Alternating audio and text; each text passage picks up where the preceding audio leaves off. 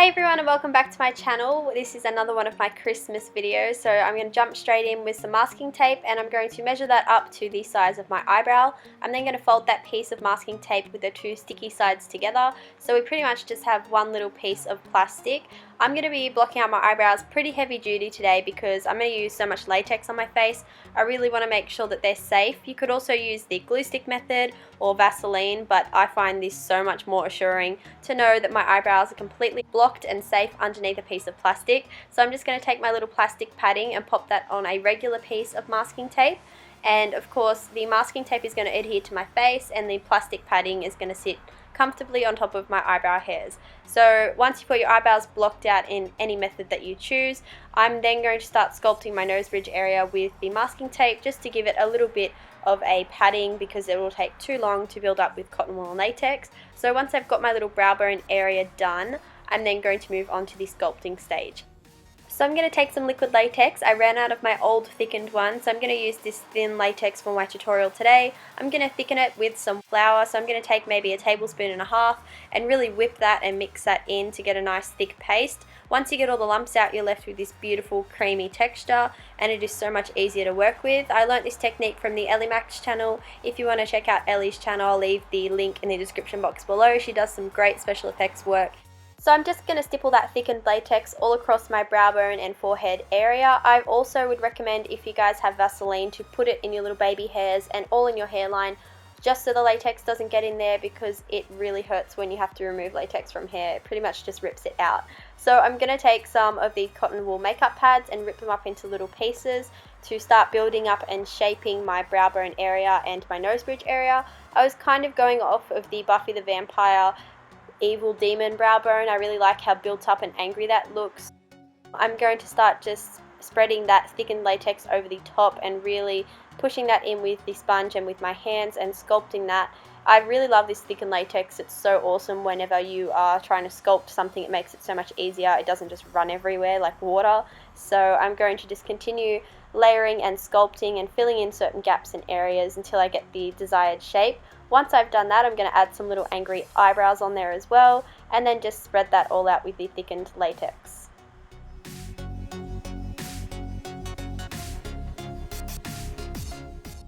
I'm then just going to stipple some more of that latex over the top of the forehead piece, just to make it blend down softly into the skin so there isn't a big chunky harsh line. I'm then going to take a nude lip liner and start to map out my angry mouth area. You can make this any size or shape that you want. I wanted to go massive and demonic with this look. I wanted it to be very over exaggerated and scary. Once I've got that mapped out, I'm going to take some more liquid latex and run that across the border of the mouth shape. I'm going to repeat the same steps with cotton wool and thickened latex and slowly start to build up a mouth area. For the mouth, I wanted a really coarse and really jagged, ripped area. I didn't want it to be too dramatic and ripped, but I don't want it to be nice and smooth like the brow bone. So once I've got that roughly put down, I'm then going to take a black grease from the Clara palette and fill in the whole inside of my mouth.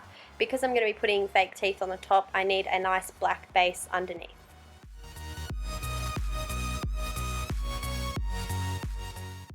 So I wanted to show you guys how I created my really quick DIY fake teeth. You only need 2 products to create them, and this is what they look like when they are finished. The first product is polymorph plastic. You can get this for about $3 or $4 off of eBay for a bag, and you need to heat it in warm water up to about 65 degrees Celsius or 149 degrees Fahrenheit. Once the plastic is warm, it should be soft and clear, and then you can continue to sculpt it. Me and my little sister made a whole bunch of fake teeth that were all pointy and jagged, a little bit crooked, and different sizes and shapes as well. After we had done that, you've just got to leave the polymorph at room temperature and it'll go back to its white and hard form. So this is what the teeth look like. I then just took some electrical tape and joined them all together to create a gum line, so it was easier to glue into my mouth instead of doing it one by one. I then repeated that step for my top jaw and bottom jaw, and I made some little ones on the side as well to go with the bend of my smile. To apply them to my face, I simply just pushed the teeth up into the top fake smile that we created, and then I went over the top with some liquid latex as well to hold it in place. For the bottom jaw, I had to peel back the mouth a little bit to give myself some extra room. I painted that black and applied some latex and then popped in my bottom jaw. And then to keep them nice and sturdy, I then went over the whole entire thing with some more cotton wool and latex to really build up that jawline area and to make it a little bit more neater and tidier. Once I had the main rows of teeth in, I then went back in with the two little separate ones and applied them on the outer corners just to give it a really nice curve with the smile shape that I created. I then filled it in with some liquid latex and cotton wool. Now that I've got all of the teeth in, I'm going to let the mouth dry for about 10 minutes and move on to the eyes. So I'm going to take the black grease paint from the Clara palette and I'm going to start filling in my eye socket area. I wanted to kind of just buff that out and make it look nice and grungy and messy, and after I had done that I moved on to lining my waterline with my NYX Jumbo Pencil in Black Bean just to darken up my inner rims. I then decided to use some of that black cream to contour my nose slightly as well to give it more of a demonic and angry look, and I intensified that with my black eyeliner as well. So I just wanted to show you guys real quick, now that the mouth had set, how easy it is to move around and talk in this makeup, even though it wouldn't look like it is.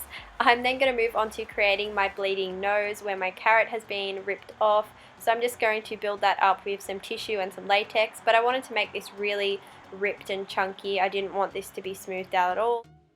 And I also get a lot of questions about how can I breathe in these makeups. So as you guys can see, my nostrils are actually quite visible and my mouth is obviously easy to breathe out of as well, but it's kind of hidden in a way. So then I decided to get rid of my ears because they were distracting me. So I literally just put sticky tape or masking tape over my ears onto my hair, and you know what, it actually did hurt as much as you think it would pulling this off, but it was good for the look, so I did it anyways. So now I look more like a snowman without ears. I'm going to take some white face paint. This is the MAC Chroma Cake and it is an aqua paint, so you need water to activate it. I'm going to start painting my whole entire face and chest area white. I also brought that up into my hair because I wanted that to be white. I thought it looked really cool. I'm really loving painted hair lately. It really adds an extra dimension to the look instead of using a wig. I also popped on a hat later on as well. So I'm just going to paint my whole entire face and the mouth and my neck and chest area.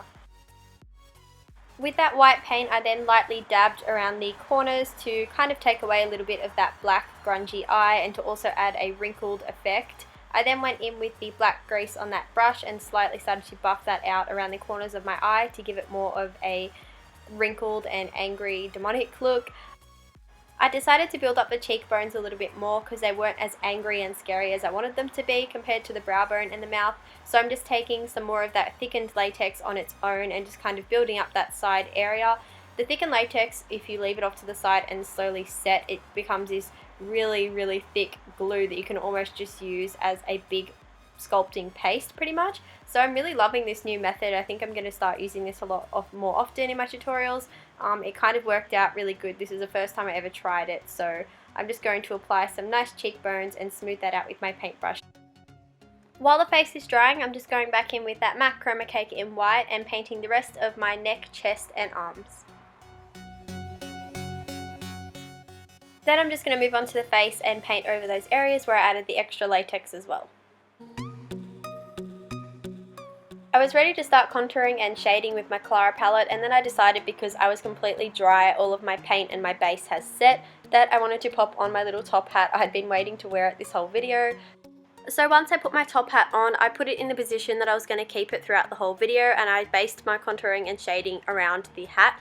I started on the mouth first with that black grease, and I was also using the NYX Jumbo Pencil in Black Bean to just intensify certain areas. I was going to start shading in between each tooth to really make them look a little bit more elongated and have some shading and greyness around the mouth and the gums, just to make it look a little bit more smoky and grungy. Using that same brush, I'm going to start defining the wrinkles and the creases and making it look more angry and demonic. So I started to just lightly map out where I was going to start shading and contouring on my temples and down the sides of my face. So I'm then going to move on to the mouth. I'm taking the red grease paint from the Clara palette and I'm going to start running that in between each tooth right at the base, and to also make it look like the gums are bleeding. So I'm just going to run that around the whole entire mouth. Not too messy, I wanted to keep it quite small. I don't want to go too heavy on the blood. So I was just going to say, guys, if you don't have these creams, you could also use any type of products that you have at home, like a red lipstick or a black eyeshadow, to create this look. After I put the mouth on, I was really excited to put on my little flannelette shirt as my scarf. I kind of just make these tutorials up as I go, so I wasn't really planning on doing a snowman. This is actually going to be another look as well. I'm going to use the base of this prosthetic that I've built to create something exciting for a collaboration, which will be my next video coming up soon. So now I'm going to move on to blood. I'm taking the Mayron coagulated blood gel, and I started to apply that around the base of the teeth and the gums, and then I decided to really quickly shade my nose. So I took the black and red cream paints from the Clara palette and just lightly shaded that in as a base for the fake blood that I'm going to apply. I then continued to apply the fake blood all around the border of the mouth with some little drips down the bottom to make it look nice and gruesome. Next I went in with the Kensington Gore blood in the shade Vanal and a big bath sponge, and I lightly stippled that all around the border to give it a nice splatter effect. I repeated the same step on the nose by applying the blood gel in the center, and then I buffed that out with a Q-tip, and then I just applied some of the liquid blood and stippled that around the base of the nose as well.